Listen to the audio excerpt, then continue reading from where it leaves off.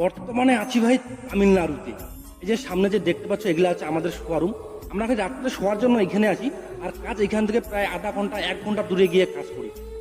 বাড়িঘর তো নাই, তার মধ্যে দোকানও আশেপাশে নাই ভাই, চারিদিকে খালি ধু ডাঙ্গা। আর পাশেই আছে আমাদের রান্নাঘর।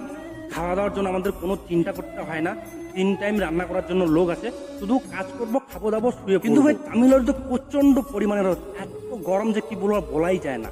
তাই এইদিকে লোকগুলো ভাই বেশিরভাগই কালাই হয়। তার মধ্যে দেখো যত ভাই আশেপাশে আমাদের ঘাট ছিল সব মরে ছাতু হয়ে আছে। আর ভাই এইদিকে কিন্তু ভাই পায়খানা বাথরুমের কোনো সিস্টেমই নাই বলা চলে। যত বড় ডাঙ্গা ভাই, যেদিকে দেখো সেদিকে শুধু ডাঙ্গাই ডাঙ্গা। তোমার মন যেখানে যায় ভাই সেইখানে গিয়ে পায়খানা করো, কোনো চিন্তা। বোতলে করে জল নিয়ে যাও, বাস আড়ালে গিয়ে মেরে দিয়ে আসো। আর এই তামিলনাড়ুর সাইডটা পরে আমাদের কন্যাকুমারী এইদিকে। আর কন্যাকুমারী এইদিকে ভাই এই ফ্যানগুলো দেখছো, বড় বড় ফ্যানগুলো, এগুলো কিন্তু প্রচুর দেখা যায়। চারিদিকে শুধু এই ফ্যান আর ফ্যান। আর এই ফ্যান